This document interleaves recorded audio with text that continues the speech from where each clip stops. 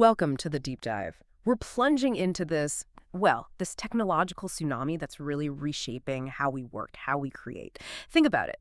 Coders are now collaborating with AI on much higher level tasks. Studio musicians, they're exploring new creative spaces like way faster than before. And even lawyers are using AI, leveraging it for retrieval on huge case law databases. It's undeniable. Large language models, LLMs, they're here. And they're transforming industries incredibly fast. But here's the really intriguing question.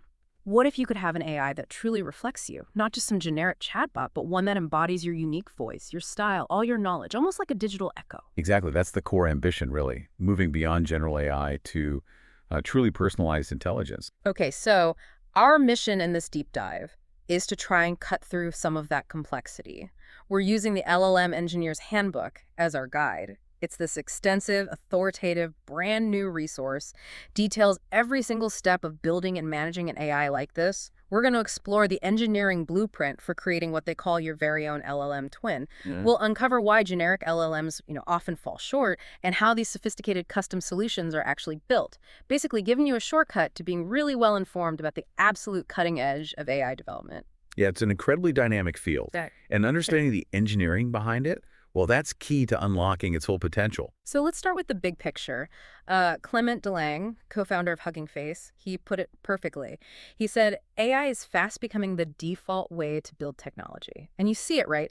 LLMs have already had this profound impact in just the last 3 years.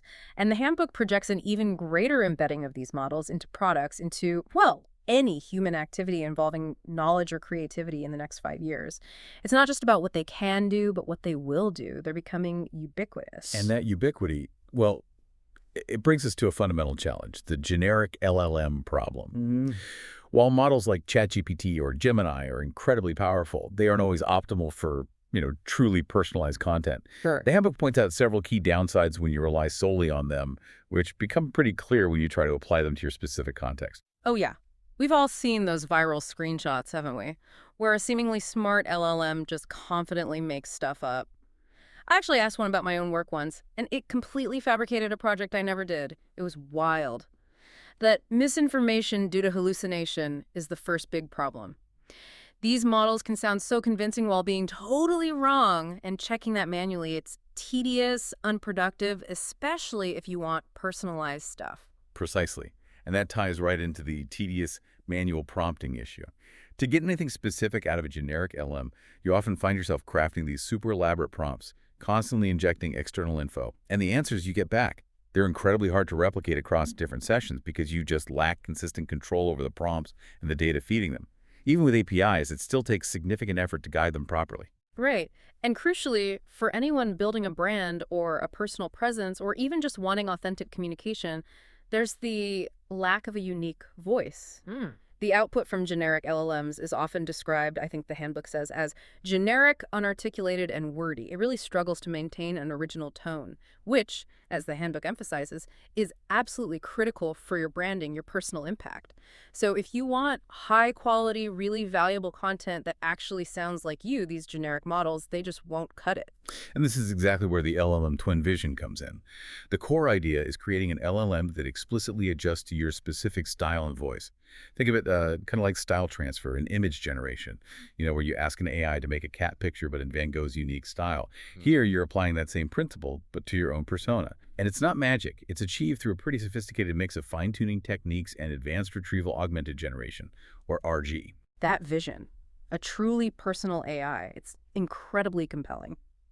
Okay, now let's talk building blocks. Ah, The handbook makes it crystal clear that building production-ready ML systems is way more complex than just, training a model in a notebook. You're dealing with a whole engineering ecosystem, ingesting fresh data, managing totally different training versus inference setups, serving features cost-effectively, versioning, monitoring, scalable deployment, automation. It's a huge discipline. yeah, and many early ML applications fell into what the handbook calls the monolithic trap. In those systems, feature creation, model training, inference, it was all sort of bundled together. And while that might seem simpler at first, it led to some major headaches down the line. The handbook highlights something called training serving skew as a major pitfall there. Can you break that down for us? Like, what is that exactly and why is it so problematic? Sure.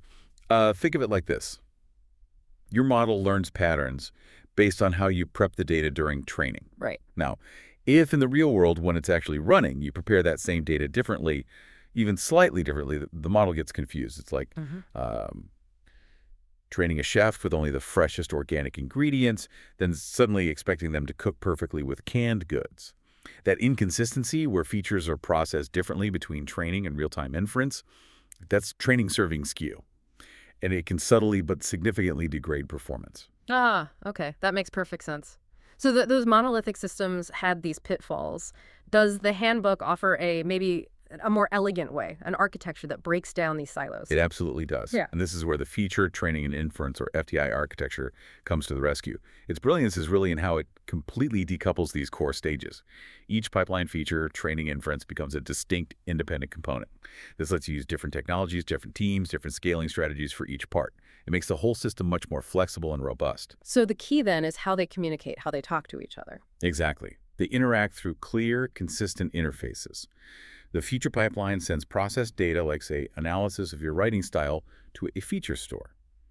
The training pipeline uses that data to refine models and then sends those trained models to a model registry.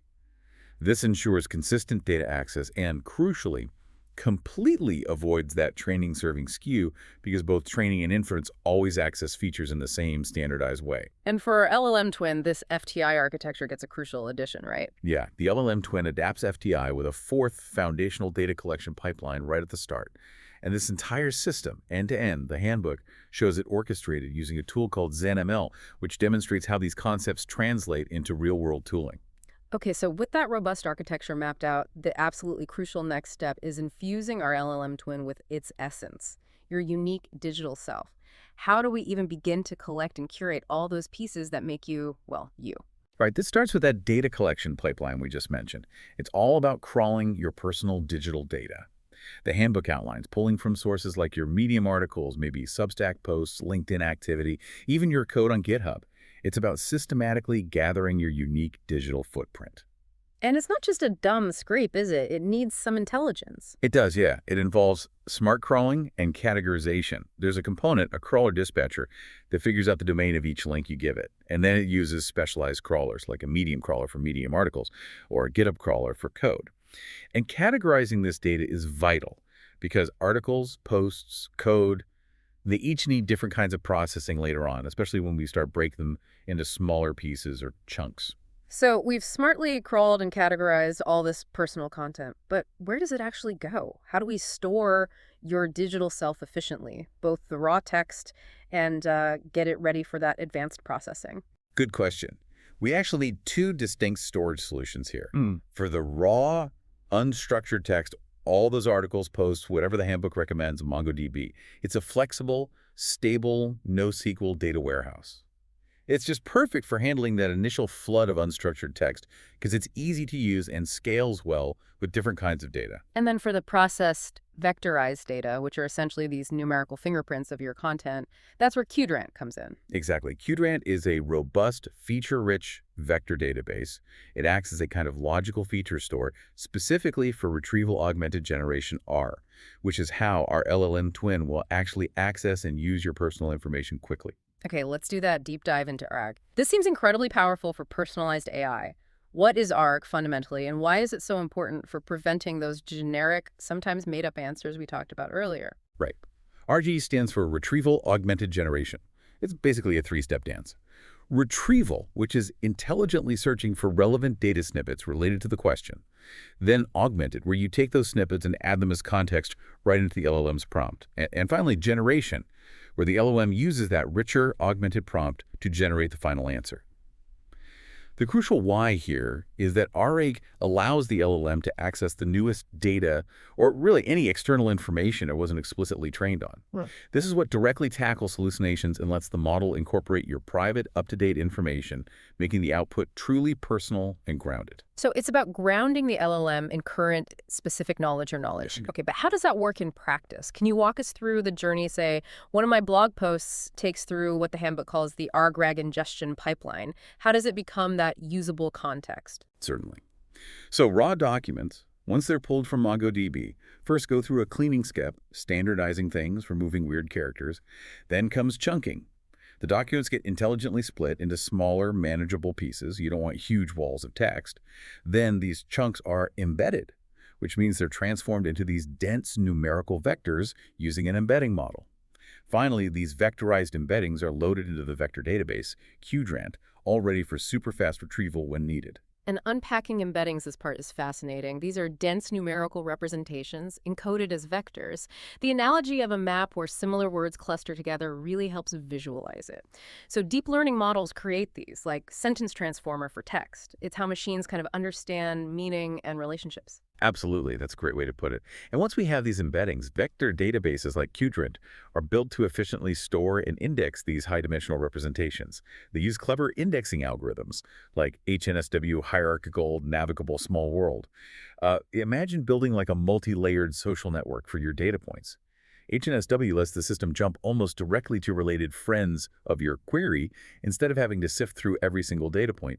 It makes similarity searches incredibly fast, even with potentially billions of chunks. Okay, so our LLM twin is fed. It has its data. Now it's time to teach the twin.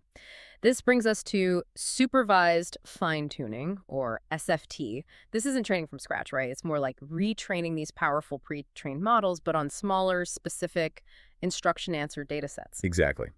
The goal is to transform a base model, which might only be good at predicting the next word, into a genuinely useful assistant, one that follows instructions, answers questions, maybe learns some new knowledge, or, crucially for us, adopts a specific voice, your voice. And the handbook mentions the data challenge here. Creating those high-quality instruction data sets sounds like the hard part. It often is, yeah. They need to be accurate, diverse, complex, which can be incredibly time-consuming to create manually. But there are techniques now, like synthetic data generation methods like Evol Instructor mentioned, that help scale up dataset creation, making SFT more feasible. The handbook goes into several SFT techniques, but for our goal, a personalized LLM twin may be running without, massive enterprise resources, which technique really stands out as a game changer. What's the core insight? That would definitely be PuLoRa, or quantization-aware LoRa. The big breakthrough there is realizing you don't actually need to retrain everything in a giant model to capture a specific style or capability. By using clever tricks like quantization to shrink the memory footprint and only updating small targeted adapter layers, QLoRa lets us personalize massive models. We could do it on hardware that, frankly, would have been impossible just a year or two ago. The key insight is efficiency without sacrificing quality for these specific adaptation tasks. For our LLM twin, this means we could take a powerful open-source base model like Llama 3.1 and really shape its responses to reflect your style and follow your instructions effectively. Okay, so beyond just getting facts right, we want our LLM twin to sound like us.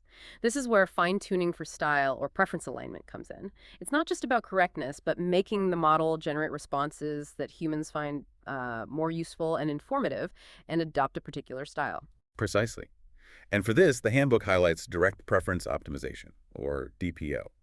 DPO is presented as a streamlined, significantly easier to use alternative to the older, more complex RLHF reinforcement, learning from human feedback. It directly optimizes the model's behavior based on human preferences, which crucially bypasses the need to train a whole separate reward model. It's much more direct. So it's a more direct route to shaping the model's personality, its voice. Exactly. For the LLM twin's voice, DPO is used to modify its writing style so it becomes less artificial and more authentic, really closely imitating the original authors of the data we collected, so imitating you.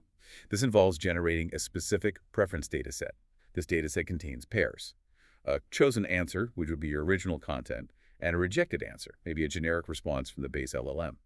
The model then learns to prefer outputs that resemble your distinctive style. Our LLM twin is learning, sounding more like us, but now we need to make it smart and fast in how it uses that knowledge. Let's get into making it smart and fast with advanced ARG and inference optimization.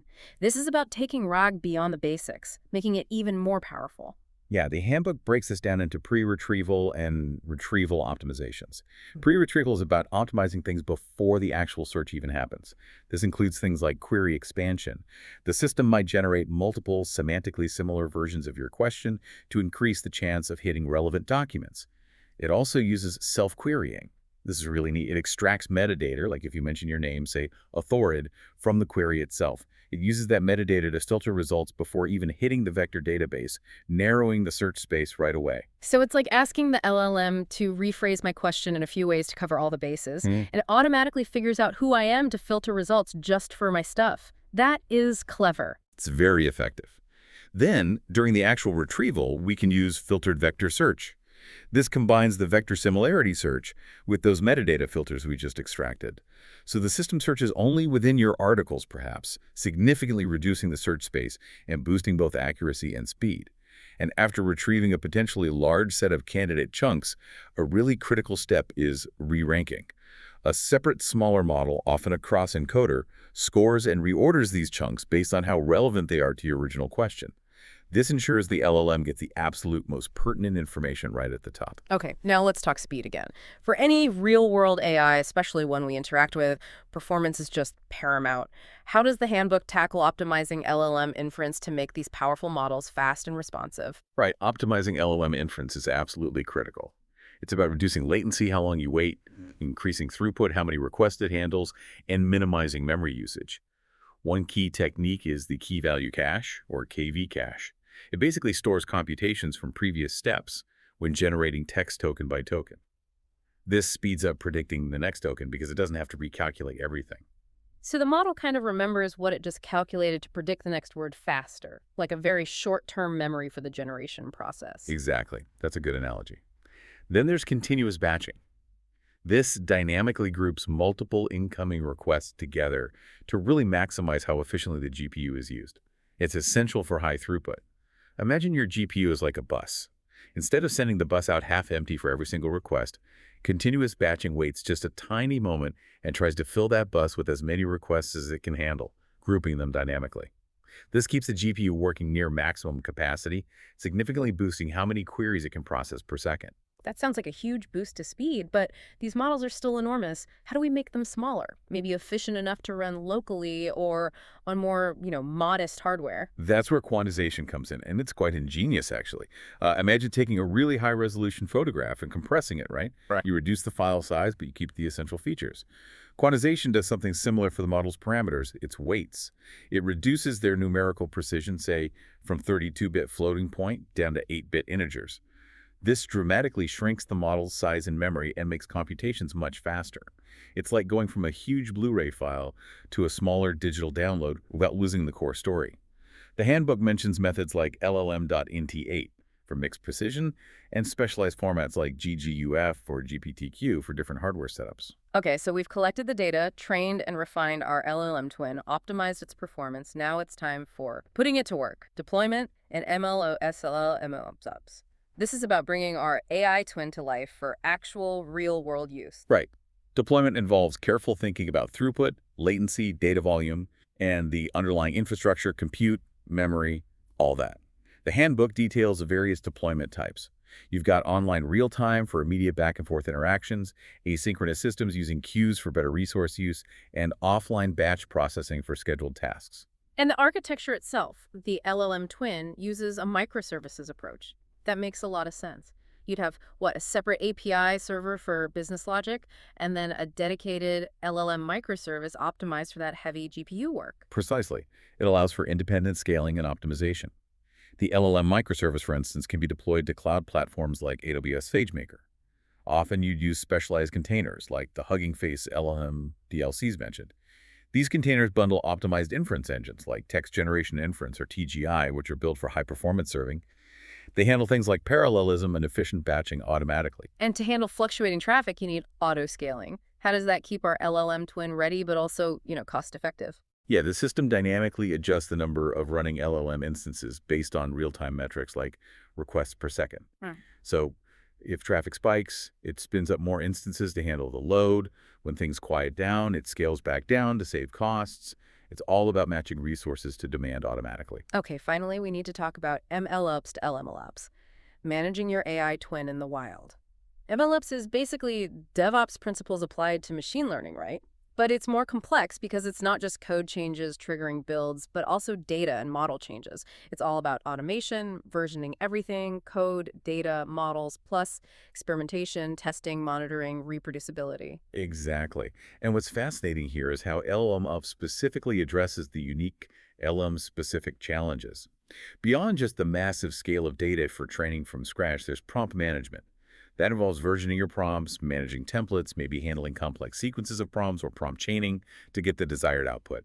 And for an LLM twin that's representing us, the idea of guardrails seems absolutely paramount. What are the biggest risks here? How do we stop our twin from, I don't know, accidentally saying something offensive, or worse, hallucinating private information it shouldn't share? Guardrails are like the digital bouncers for your AI twin, yeah. They're absolutely crucial. They aim to detect and prevent things like prompt injections, where someone tries to trick your AI into doing something it shouldn't. They also work to ensure it doesn't accidentally leak sensitive data it might have learned from your digital footprint or generate toxic or harmful language. It's really a complex, multi-layered defense system to keep the AI on brand, safe, and behaving as intended, even though it might add a tiny bit of latency. And the personalization aspect makes it even harder, ensuring it stays you while also staying safe. So it's definitely not deploy and forget. We need continuous feedback. Absolutely. Human-in-the-loop feedback is crucial, especially for that preference alignment and ongoing improvement. It helps refine the nuances of personalization over time. And then there's LLM-specific monitoring.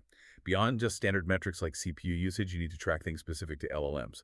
Time to first token, TTFT. Time between tokens, TBT, tokens per second, TPS. And critically, the handbook stresses logging the entire prompt, trace the user's input, all the intermediate Argo steps, the context retrieves, the final LLM output. This detailed logging is essential for debugging the sometimes unpredictable, non-deterministic behavior of LLMs. Tools like OPIC from Comet ML are mentioned for this kind of visibility. Wow. What a journey. We've really gone from the high level impact of LLMs right down into the nitty gritty engineering of personalizing them. From data collection and advanced RAG through the details of fine tuning like SFT and DPO, optimizing inference, and then the robust MLOps and LLMOps systems needed to keep them running smoothly in the real world. I think you, our listeners, are now really equipped with a solid foundational understanding of what it truly takes to build something like an LLM twin. It's definitely a complex field, but also incredibly rewarding. It merges deep technical skill with that very human desire for, well, personalization and connection. Yeah, the ability to craft an AI that mirrors your unique style, your knowledge. It isn't just a cool technical feat. It feels like a profound shift in how we can interact with technology, how we can maybe scale our own personal impact. So, as LLMs become more and more integrated into our lives, here's something to think about. What aspects of your digital footprint, your knowledge, your style would you actually want your own LLM twin to embody? And what new possibilities does that unlock for your communication, your creativity, your knowledge sharing in a world that's becoming increasingly augmented by AI?